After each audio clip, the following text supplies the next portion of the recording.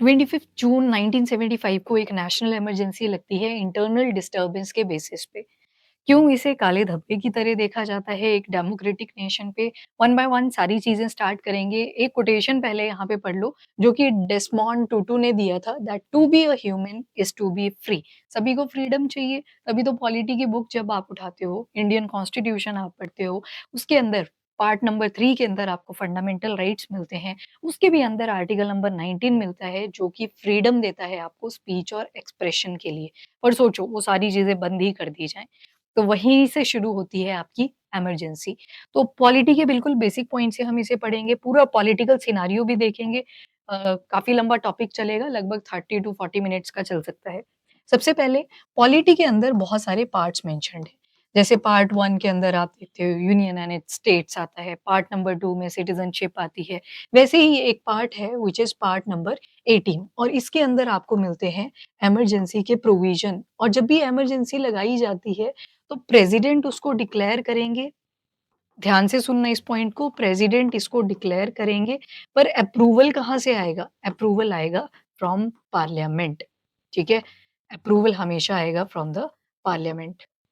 ये एक बेस है जो आपको पता होना चाहिए इस आर्टिकल को पढ़ने से पहले। अब दूसरी जो चीज़ आपने याद रखनी है वो पार्ट 18 की ही है। दैट इज़ इसके अंदर आते हैं 3 इम्पोर्टेंट आर्टिकल्स। एक है आर्टिकल नंबर 352, इसमें 4 ऐड कर दो। आर्टिकल नंबर 356 इसमें भी 4 ऐड कर दो और आर्टिकल नंबर 360।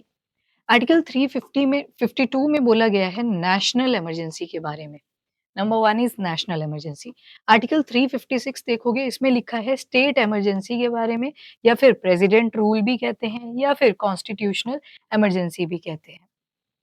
एंड जो आर्टिकल नंबर 360 है इसमें है फाइनेंशियल इमरजेंसी। नेशनल इमरजेंसी किन बेसिस पे लग सकती है, पहले वो अंडरस्टैंड करो। अब अगर 1947 के बाद 1950 में जाके हमारा कॉन्स्टिट्यूशन पूरी तरह से इम्प्लीमेंट होता है और नेशनल इमरजेंसी में उस टाइम पे लिखा हुआ था कि अगर किसी के साथ वॉर हो जाती है, यानी कि कोई एक्सटर्नल एग्रेशन हम फेस कर रहे हैं या फिर इंटरनल डिस्टर्बेंस हो जाती है। अब ये इंटरनल डिस्टर्बेंस तो बहुत वाइड वर्ड है, ये तो पॉलिटिकल डिस्टर्बेंस भी हो सकती है। तो ये वर्ड जो था, ये 1950 से लेके 19 जब तक आपका जो गवर्नमेंट है 1978 में चेंज नहीं होती, तब तक ये इंटरनल डिस्टर्बेंस हमारे कॉन्स्टिट्यूशन के पार्ट नंबर 18 आर्टिकल नंबर 352 में एग्ज़िस्ट किया करता था। बाद में इसको रिमूव कर दिया गया था 44th कॉन्स्टिट्यूशनल अमेंडमेंट एक्ट के ज़रिए, ठीक है? पूरा डिटेल में देखेंगे अभी 44th कॉन्स्टिट्यूशनल अमेंडमेंट एक्ट के अंदर क्या-क्या हुआ था। तो अब इंटरनल डिस्टर्बेंस की जगह पे आप जो वर्ड पढ़ते हो, वो है आर्म्ड रिबेलियन, ठीक है? आर्म्ड रिबेलियन मतलब कोई गवर्नमेंट के अगेंस्ट है और उसने वेपन्स उठा लिए हैं, हथियार उठा लिए हैं। तो ये वाला वर्ड जो है इम्प्लिसिटली आपको एक्सप्लेन मिलेगा इनसाइड द आर्टिकल नंबर 352, वो है नेशनल इमरजेंसी। दूसरी जो आपने इमरजेंसी देखी, और हाँ, नेशनल इमरजेंसी आज तक पूछा जाए कितनी बार इम्प्लीमेंट हुई है तो आंसर विल बी 3 टाइम्स। 3 बार कब-कब हुई? तो एक तो 1962 में लगी थी ये, जब इंडो साइनो वॉर होता है, इंडिया और चाइना के बीच का वॉर हो जाता है। तो देखो पहली कंडीशन फुलफिल हुई ना, नेशनल इमरजेंसी इम्प्लीमेंट करी जा सकती है वॉर के बेसिस पे। दूसरी जो इमरजेंसी लगी वो 1971 में लगी, जब हमने ईस्टर्न पाकिस्तान जो कि आज का बांग्लादेश है, इसको लिबरेट करवाया था। ठीक है? तो 1971 में दूसरी नेशनल इमरजेंसी लगती है। अगेन यहाँ पे भी बांग्लादेश लिबरेशन वॉर थी। तो दूसरी जो इमरजेंसी लगी थी नेशनल वाली, वो भी वॉर के बेसिस पे लगी थी। एंड जो तीसरी लगी वो थी 1975 की। जो इंदिरा गांधी की सरकार ने लगाई थी। मेनली इंदिरा गांधी जी ने ही लगवाई थी। तो 1970 की जो इमरजेंसी लगी थी, ये लगी थी on the basis of internal disturbance. ठीक है? कि इंटरनली कोई डिस्टर्बेंस आ चुकी है, तो अगर हमें उसे टैकल करना है ठीक से, तो उसके लिए नेशनल इमरजेंसी लगानी पड़ेगी। ठीक है? तो ये इंटरनल डिस्टर्बेंस एक बड़ा ही वाइड वर्ड था और इसके अंदर तो बहुत सारी डिस्टर्बेंसेस इंक्लूड हो जाती थी, तभी ये बाद में रिमूव करना पड़ा था। एंड अगर बात करें स्टेट इमरजेंसी की, तो स्टेट इमरजेंसी आपने देखा आर्टिकल नंबर 356 के अंदर आएगा। 352 में 4 ऐड करो 356 आ जाएगा। जब स्टेट गवर्नमेंट्स कॉन्स्टिट्यूशन के हिसाब से चलना बंद कर देती हैं, मतलब जो कॉन्स्टिट्यूशनल मशीनरी है, वो उन स्टेट गवर्नमेंट के अंदर फेल हो चुकी है। तो गवर्नर एक रिपोर्ट तैयार करेंगे और गवर्नर का मेन काम क्या होता है? सारी की सारी इन्फॉर्मेशन स्टेट गवर्नमेंट्स की किसको देना? प्रेज़िडेंट को देना। तो गवर्नर रिपोर्ट तैयार करेंगे कि ये जो पर्टिकुलर स्टेट है, इसकी कॉन्स्टिट्यूशनल मशीनरी पूरी तरह से फेल हो चुकी है और यहाँ पे स्टेट इमरजेंसी लगाने की ज़रूरत है, प्रेज़िडेंट रूल लगाने की ज़रूरत है या कॉन्स्टिट्यूशनल इमरजेंसी लगाने की ज़रूरत है। देन थर्ड स्टेट इमरजेंसी अगर आपसे पूछी जाए तो अभी तक ये मोर देन 120 टाइम्स लग चुकी है और सबसे पहले कब लगी थी? तो पेप्सू वाला जो आप सिनेरियो सुनते हो, ठीक है? पेप्सू जब एग्ज़िस्ट किया करता था, बाद में तो शाह कमीशन आता है 1966 में और पंजाब, हरियाणा, चंडीगढ़ और हिमाचल प्रदेश बन जाते हैं। तो पेप्सू में लगी थी state emergency for the first time. Then तीसरी जो आती है वो है फाइनेंशियल इमरजेंसी। अब फाइनेंशियल इमरजेंसी यानी कि अपने पास पैसे घट चुके हैं। इतनी बुरी हालत है कि जो सैलरीज़ हैं वो या तो पूरी ही कट कर दी जा रही हैं या तो आधी कट कर दी जा रही हैं। टैक्सेस बढ़ा दिए जा रहे हैं। इतनी बुरी मंदी आ चुकी होती है जब कंट्री के अंदर तब लगती है फाइनेंशियल इमरजेंसी। ये सिचुएशन आ सकती थी 1991 के टाइम पीरियड में, पर हमने अपनी इकोनॉमी को फिर क्लोज़ से ओपन कर दिया था।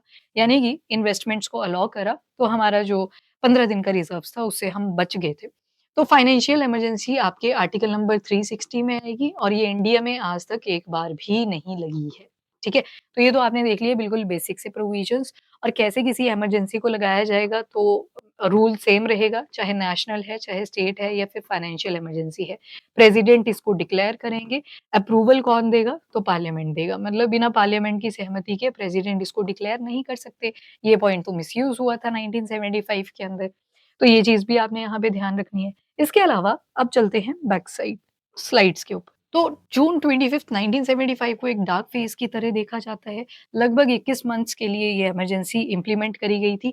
अब हम मेन फ़ोकस करेंगे सिर्फ़ नेशनल इमरजेंसी के ऊपर। अगर आज के टाइम पे पॉलिटी के अंदर आप पढ़ोगे, तो वहाँ पे क्या लिखा होता है, पहले तो ये 6 महीनों के लिए लगेगी, फिर उसके बाद जब तक सिचुएशन ठीक नहीं आ जाती, तो इन्फिनाइट पीरियड मेंशन करा होता है कि अनलिमिटेड टाइम हो सकता है, बार-बार इम्प्लीमेंटेशन हो सकती है। इसके अलावा अगर स्टेट इमरजेंसी पूछी जाए, तो 6 महीने मिनिमम रहेंगे इसमें भी, पर 3 साल के लिए ही इसको एक्सटेंड करा जाएगा। अगर स्टेट गवर्नमेंट की कॉन्स्टिट्यूशनल मशीनरी फेल हुई है, तो उनको टाइम से वो ठीक करना पड़ेगा, वहाँ पे दोबारा से इलेक्शन करवाने पड़ेंगे, तो 3 साल का यहाँ पे मैक्सिमम टाइम पीरियड रहता है। और फाइनेंशियल इमरजेंसी में कोई इनिशियल पीरियड नहीं है, यहाँ पे भी अनलिमिटेड टाइम है, मतलब जो फाइनेंशियल कंडीशन खराब हुई है, उसको यहाँ पे इम्प्रूव करना पड़ता है। चलो, अब हम मेन फोकस सिर्फ एक ही इमरजेंसी के ऊपर रखेंगे, that is going to be national emergency. तो जैसे ही इंडिया अब 50th ईयर में एंटर इन कर चुका है, इसको मतलब टोटल 50 साल हो चुके हैं, तो हम इसको रिमेंबर कर रहे हैं कि क्या-क्या हुआ था उस दिन। अब इमरजेंसी प्रोविज़न की बात करते हैं, सबसे पहले यही बताया हुआ था आर्टिकल के अंदर कि पहले 2 बार लग चुकी है, एक 1962 में लगी थी जब इंडो-साइनो वॉर हुआ था और दूसरी 1971 में लगी थी जब बांग्लादेश लिबरेशन वॉर हुई थी। दोनों के ही पैरामीटर वॉर के बेसिस पे थे, पर जो 1975 में लगी जाके वो इंटरनल डिस्टर्बेंस के बेसिस पे थी। आर्टिकल कौन-सा आएगा तो 352 आएगा, पार्ट कौन-सा आएगा 18 आएगा। कौन लगाता है? प्रेज़िडेंट लगाता है। किसकी एडवाइस पे, किसके अप्रूवल पे? तो काउंसिल ऑफ मिनिस्टर यानी कि पार्लियामेंट के, जिनको हेड करेंगे प्राइम मिनिस्टर। क्या-क्या इम्पोर्टेंट पैरामीटर्स हैं जिसके बेसिस पे इमरजेंसी लग सकती है? तो वॉर हो सकता है या फिर एक्सटर्नल एग्रेशन हो सकती है या फिर आर्म्ड रिबेलियन हो सकते हैं। मीनिंग्स मैंने आपको बता दिए। अब जैसे ही आर्टिकल नंबर 352 को इम्पोज़ किया जाता है, तो 2 और आर्टिकल्स एक्टिवेट हो जाते हैं। सबसे पहले आपने क्या किया, आर्टिकल नंबर 352 को इम्पोज़ किया, यानी कि नेशनल इमरजेंसी लगा दी। इसके चलते एक आर्टिकल खुद ही एक्टिवेट हो जाएगा जो कि है आर्टिकल नंबर 358। आर्टिकल नंबर 358 आपके फंडामेंटल राइट के अंदर जो आर्टिकल नंबर 19 आता है, इसको सबसे पहले सस्पेंड करता है। ये जो आपको बोलने की आज़ादी होती है ना, इसी को सस्पेंड कर देता है और आप कोर्ट भी नहीं जा सकते कि जी मेरा आर्टिकल नंबर 19 सस्पेंड कर दिया गया है, क्योंकि यहाँ पे आर्टिकल 358 ऑलरेडी एक्टिवेट हो चुका है। और जैसे ही आप आर्टिकल 352 को इम्पोज़ करते हो, एक और आर्टिकल यहाँ पे एक्टिवेट हो जाता है व्हिच इज़ आर्टिकल नंबर 359। यहाँ पे आपका पूरा का पूरा पार्ट नंबर 3 सस्पेंड कर दिया जाता है एक्सेप्ट 2 आर्टिकल्स, सिर्फ 2 आर्टिकल्स बचते हैं ऐसे जिनको सस्पेंड नहीं किया होता। तो कौन से हैं वो? तो एक तो फंडामेंटल राइट्स यहाँ पे सस्पेंड हो गए और इसी के साथ अब आपकी कोर्ट की एंट्री भी बंद हो चुकी है। ठीक है? आप कोर्ट नहीं जा सकते कि मेरे फंडामेंटल राइट्स वायलेट हुए हैं। अदरवाइज़ आपको परमिशन है ना कि अगर आपका फंडामेंटल राइट वायलेट होता है तो आप सुप्रीम कोर्ट भी जा सकते हो। पर यहाँ पे इमरजेंसी जब लगती है तो कॉन्स्टिट्यूशन के अंदर डायरेक्टली मेंशन्ड है, आप नहीं जा सकते। पर एक्सेप्शन भी थी। 2 केसेस ऐसे हैं जो फ्री रहे हैं। नंबर 1 है आर्टिकल नंबर 20 यानी कि राइट अगेंस्ट कन्विक्शन, ठीक है? आपको कोई ऐसे ज़बरदस्ती क्रिमिनल नहीं ठहरा सकता और दूसरा जो आर्टिकल है वो है article number 21 which talks about right to life and personal liberty. सिर्फ ये 2 एक्टिव रहेंगे, बाकी सारे हो जाएँगे बंद। इसके अलावा किस ग्राउंड के ऊपर 1975 में इमरजेंसी लगी थी, तो इंटरनल डिस्टर्बेंस यहाँ पे बेस बना था। 42nd कॉन्स्टिट्यूशनल अमेंडमेंट एक्ट करी गई थी। इससे पहले 38th भी करा गया, 39th भी करा गया। जैसे 30th कॉन्स्टिट्यूशनल अमेंडमेंट एक्ट के अंदर क्या बोल दिया कि जब नेशनल इमरजेंसी लगाई जाएगी सरकार के द्वारा, तो वहाँ पे सुप्रीम कोर्ट इंटरफेयर नहीं करेगा, यानी कि कोई भी जुडिशियल रिव्यू नहीं होगा। जब आपने 4 पिलर्स पढ़े थे, तो सबसे पहले क्या आया था? लेजिस्लेचर आया था ना, लॉ मेकर्स आए थे। नंबर 2 पे एग्जीक्यूटिव आया था, जो इम्प्लीमेंट करेंगे उस लॉ को। नंबर 3 पे आया था जुडिशरी। जुडिशरी क्या करती है? रिव्यू करती है किसको? जो भी लेजिस्लेचर ने लॉ बनाए हैं या इमरजेंसी को इम्पोज़ कर रहे हैं, तो वो चेक करेगी, क्या नेशनल इमरजेंसी उन्हीं पैरामीटर्स के बेसिस पे लगी है जो आर्टिकल नंबर 352 में मेंशन करा हुआ है? अगर आंसर होगा नो, तो वहाँ पे सुप्रीम कोर्ट क्वेश्चन उठा देगा। तो ये जो जुडिशियल रिव्यू था, यही बंद कर दिया as per the 38th constitutional amendment act. Similarly एक और एक्ट थी, वो थी 39th कॉन्स्टिट्यूशनल अमेंडमेंट एक्ट। यहाँ पे बोला कि प्राइम मिनिस्टर के जो इलेक्शन हुए, उनके ऊपर आप क्वेश्चन ही नहीं उठाओगे, तो ये चीज़ बंद कर दी 39th कॉन्स्टिट्यूशनल अमेंडमेंट एक्ट के ज़रिए। फिर आता है आपका एक major constitutional amendment act that is 42nd, जिसे मिनी कॉन्स्टिट्यूशन भी बोलते हैं, छोटा-सा संविधान भी बोलते हैं। क्या रीज़न था इसको मिनी कॉन्स्टिट्यूशन बोला? क्योंकि इसके अंदर लगभग आप देखोगे 52 चेंजेस करे गए थे। ठीक है? 52 क्लॉज़ेज़ इसमें, सॉरी 59 क्लॉज़ेज़ इसमें चेंज करे गए थे। इसी वज़ह से इसे बोला गया मिनी कॉन्स्टिट्यूशन। कुछ अच्छे भी थे और बहुत सारे बुरे भी थे। जैसे सबसे पहले प्रिएम्बल के अंदर कुछ शब्द ऐड करे गए। सेक्युलर वर्ड हमारे प्रिएम्बल के अंदर पहले नहीं हुआ करता था। सेक्युलर मतलब किसी भी रिलीजन के अंदर गवर्नमेंट की तरफ से कोई इंटरफेरेंस नहीं होगी, हर एक धर्म को एक ही नज़र से देखा जाएगा। एक सोशलिस्ट वर्ड भी हमारे कॉन्स्टिट्यूशन के अंदर नहीं हुआ करता था, सॉरी प्रिएम्बल के अंदर नहीं हुआ करता था। तो ये देखो सोशलिस्ट, सोशलिस्ट ही तो थे हम पहले, हमारी इकोनॉमी बिल्कुल बंद थी, बाहर से हम किसी को इन्वेस्ट नहीं करने दे रहे हैं, तो सोशलिस्ट इकोनॉमी पे ही चल रहे हैं। और मेन फ़ोकस कर रहे हैं फार्मर्स के ऊपर, उनको अपलिफ्ट करने की ट्राई कर रहे हैं। पर 1947 से लेके 1991 तक का टाइम पीरियड आ गया, अभी भी अपलिफ्टमेंट ही कर रहे थे। तो ये जो वर्ड था सोशलिस्ट और सेक्युलर, ये 42nd कॉन्स्टिट्यूशनल अमेंडमेंट एक्ट के ज़रिए ऐड करा गया था। जबकि सॉवरेन, डेमोक्रेटिक, रिपब्लिक ये वर्ड्स पहले से ही प्रिएम्बल में एक्सिस्ट करते थे। तो इसके ऊपर भी पिटीशंस लगी कि ये क्यों नए-नए वर्ड्स ऐड कर रहे हैं प्रिएम्बल में, पर ये हमारे कॉन्स्टिट्यूशन में अच्छे से फिट बैठते हैं, तो इस वजह से किसी को कोई प्रॉब्लम नहीं हुई और आज के टाइम पे आप प्रिएम्बल के अंदर इन शब्दों को पढ़ते हो। देन आता है इंटीग्रिटी। अब यहाँ पे इंटीग्रिटी ऑफ नेशन, पहले इंटीग्रिटी शब्द भी नहीं था। ये भी किससे ऐड करा गया? 42nd कॉन्स्टिट्यूशनल अमेंडमेंट एक्ट के ज़रिए। फिर पार्ट नंबर 4 में आप पढ़ोगे DPSPs, directive principles for state policies. अब इसी के अंदर एक और छोटा-सा पार्ट ऐड कर दिया गया व्हिच इज़ 4A, और इसमें फंडामेंटल ड्यूटीज़ ऐड कर दी गई। जैसे सरकारें काम कर रही हैं toward the upliftment of society, वैसे ही सिटीज़न्स का भी एक रोल बनता है कि वो अपने कंट्री को अच्छे से सपोर्ट करें। फंडामेंटल ड्यूटीज़ यहाँ पे ऐड करी गई और देन आती हैं प्रेज़िडेंट को बाउंड कर दिया कैबिनेट की एडवाइस के साथ। अभी आपने पढ़ा ना रूल कि प्रेज़िडेंट डिक्लेयर करेगा, पर अप्रूवल किसका चाहिए होगा पीछे? प्राइम मिनिस्टर का, स कैबिनेट का। यानी कि प्रॉपर अप्रूवल चाहिए होता है, रिटन अप्रूवल। पर यहाँ पे क्या बोल दिया कि जैसे प्राइम मिनिस्टर बोल देंगे कि इमरजेंसी लगेगी, यहाँ पे प्रेज़िडेंट को लगानी ही पड़ेगी। तो मतलब प्रेज़िडेंट की जो पावर थी उसको बिल्कुल ही खत्म कर दिया। Constitutional amendment beyond judicial review, जो मैंने आपको 38th कॉन्स्टिट्यूशनल अमेंडमेंट एक्ट अभी बताया, तो उसमें यही तो बोला कि जुडिशियल रिव्यू नहीं होगा, जो भी प्राइम मिनिस्टर ने बोल दिया वही आगे फॉलो अप होगा। देन नेक्स्ट आता है डीपीएसपी। डीपीएसपी के अंदर कुछ प्रोविजंस ऐड करे गए, जैसे article 39 A, equal justice and free legal aid, ये अच्छा आर्टिकल था।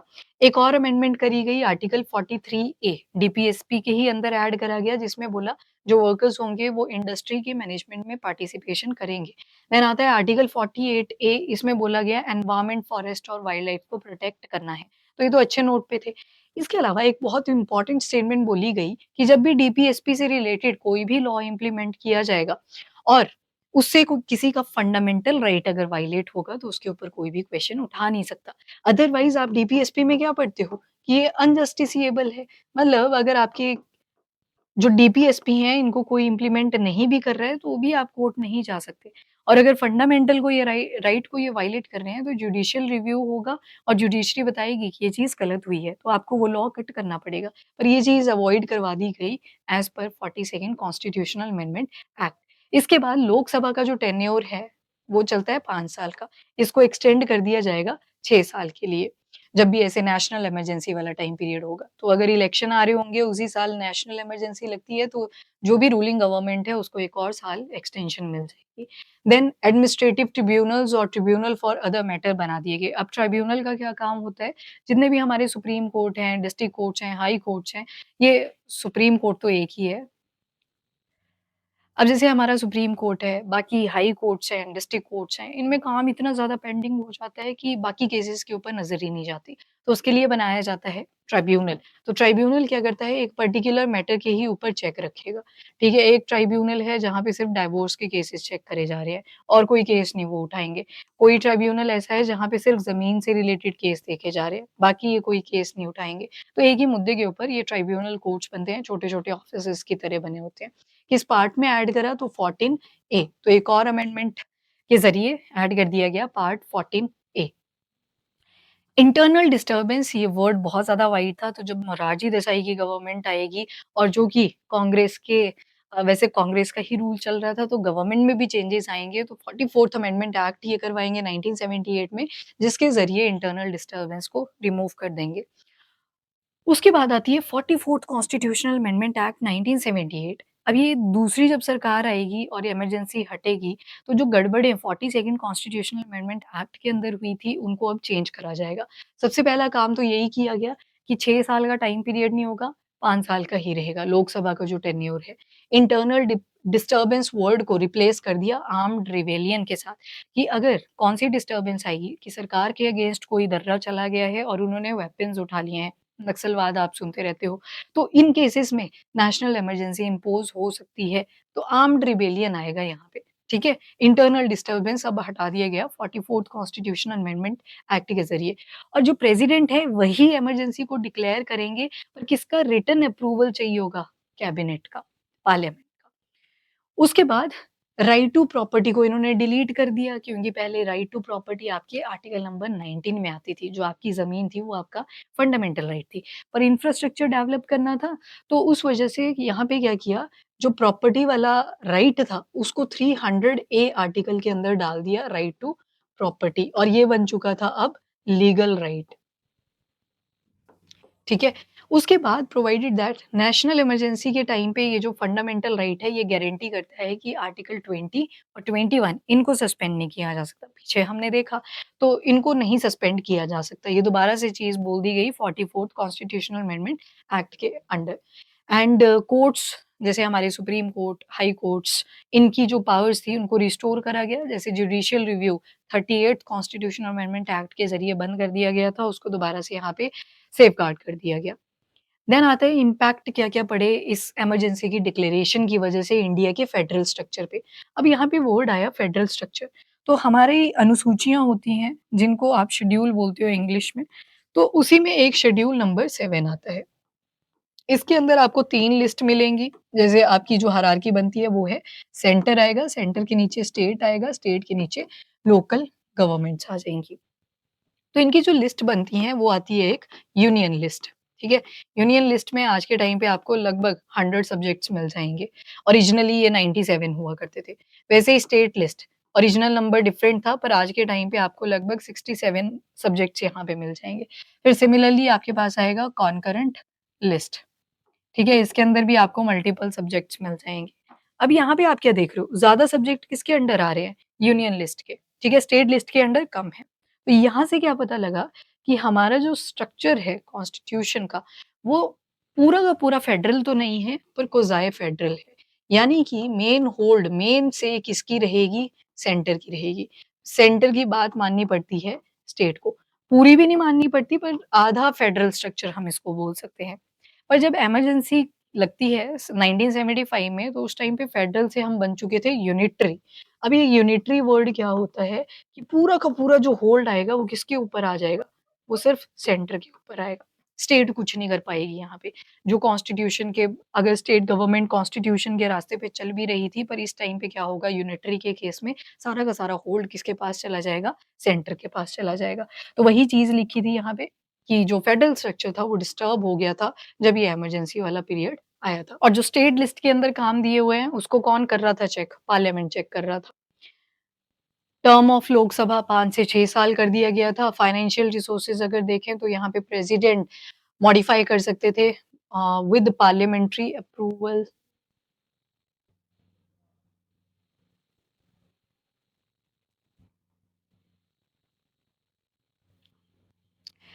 फाइनेंशियल रिसोर्सेज़ की अगर बात करें, तो उसकी भी एलोकेशन करनी पड़ती है सेंटर टू स्टेट, तो अब यूनिटरी फीचर आ चुका था, तो सेंटर की मर्ज़ी थी कि स्टेट को कितना पैसा देना है। देन पॉलिटिकल और सोशल सर्कमस्टेंसेस क्या बन रहे थे इमरजेंसी के टाइम पीरियड पे। सबसे पहले जनवरी 1966 इलेक्शन होते हैं और इंदिरा गांधी इलेक्ट होती हैं एज़ अ प्राइम मिनिस्टर।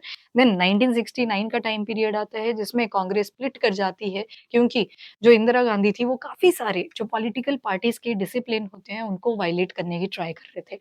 उसके बाद 1973 टू 1975 का टाइम पीरियड देखोगे तो पॉलिटिकल अनरेस्ट बहुत ज़्यादा राइज़ कर जाता है। 1974 में राज नारायण थे, ये पॉलिटिकल ओपोनेंट थे।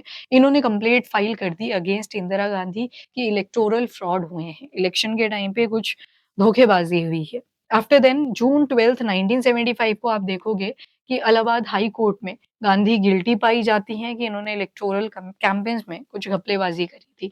एंड जून 24th 1975 को फाइनली ये जो इमरजेंसी थी ये इम्पोज़ होनी ही थी और 25-26 का टाइम पीरियड आता है जिस दिन जून का जिस दिन ये इमरजेंसी इम्पोज़ हुई। उससे पहले सुप्रीम कोर्ट ने क्या किया, कंडीशनल स्टे लगा दिया था। ये जो हल इलाहाबाद हाई कोर्ट का वर्डिक्ट आया था कि जो गांधी जी हैं वो गिल्टी हैं इलेक्शंस के कैंपेन को लेके। पर यहाँ पे क्या हुआ, सुप्रीम कोर्ट ने कंडीशनल स्टे लगा दिया इलाहाबाद हाई कोर्ट वर्डिक्ट के ऊपर और जो गांधी जी के इलेक्शन थे, उसको बोल दिया कि ये नल एंड वॉइड है।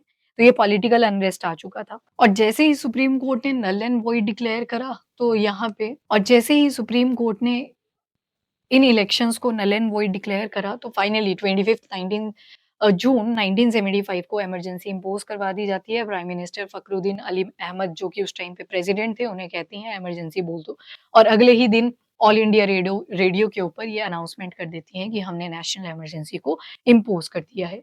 देन एंड होता है इमरजेंसी का, उसके बाद क्या-क्या चेंजेज़ आए, तो एक तो आपने देख लिया 44th कॉन्स्टिट्यूशनल अमेंडमेंट एक्ट हुई 1978 की। उसके अलावा जनवरी 18th 1977 वो दिन था जिस दिन इंदिरा गांधी ने बोला कि चलिए फ्रेश इलेक्शन करते हैं और जो 36,000 लोगों को जेल के अंदर डाल दिया था जबरदस्ती बिना किसी रीज़न के, उनको रिलीज़ करवा दिया जाता है। पर अब जीतना वैसे ही बहुत ज़्यादा मुश्किल था, तो जो गवर्नमेंट होती है वो चेंज करती है और पहली बार नॉन कांग्रेस गवर्नमेंट आती है, दैट इज़ जनता पार्टी। और 23 मार्च 1977 को ऑफिशियल कॉल ऑफ कर दिया जाता है कि ये जो इमरजेंसी है ये पूरी तरह से खत्म हो चुकी है।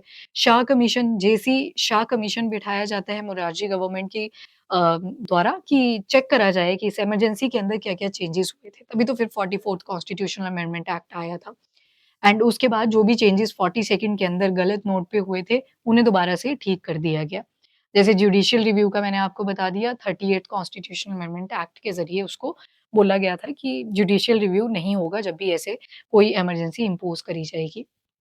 और स्पेशल मेजॉरिटी वर्ड ऐड कर दिया कि स्पेशल मेजॉरिटी के साथ ही कैबिनेट अप्रूवल देगा और प्रेज़िडेंट बाद में ही डिक्लेयर करेंगे।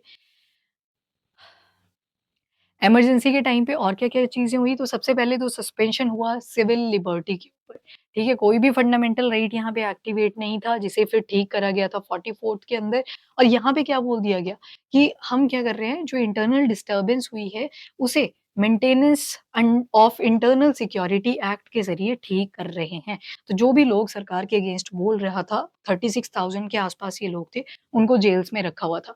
न्यूज़पेपर को प्री सेंसरशिप के अंदर ले आए, मतलब न्यूज़पेपर में क्या छपा हुआ है, उसे पहले सरकार चेक कर लेगी रात को ही, अगर उसमें कोई चेंजेज़ होंगे, चेंज करवाएगी और फिर जाएगा अगले दिन न्यूज़पेपर। और 1976 में संजय गांधी ने वहाँ पे मास फोर्स्ड स्टरलाइज़ेशन प्रोग्राम चला दिया था, मतलब जो ज़बरदस्ती नसबंदी का प्रोग्राम चला था। लीगल चेंजेज़ क्या थे तो मैंने 38th आपको बता दिया, 39th बता दिया एंड 42nd भी बता दिया। 39th में क्या था कि जो प्राइम मिनिस्टर के इलेक्शन है, उन्हें चैलेंज नहीं करा जा सकता सुप्रीम कोर्ट के अंदर।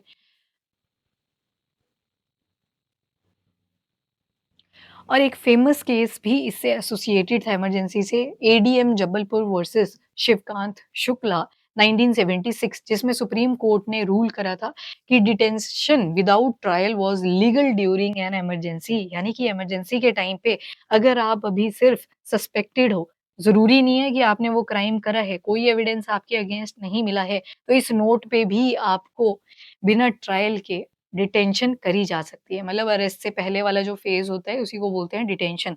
अरेस्ट में तो फिर आप अक्यूज़ प्रूव हो चुके होते हो। और इमरजेंसी ने कैसे पूरी की पूरी पॉलिटिक्स को चेंज कर दिया इंडिया के अंदर, तो सबसे पहले तो कांग्रेस की रेपुटेशन यहाँ पे खराब हुई।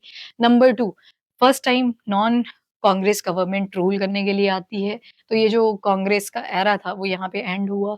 After that young leaders emerge करके आते हैं, जैसे लालू प्रसाद यादव थे।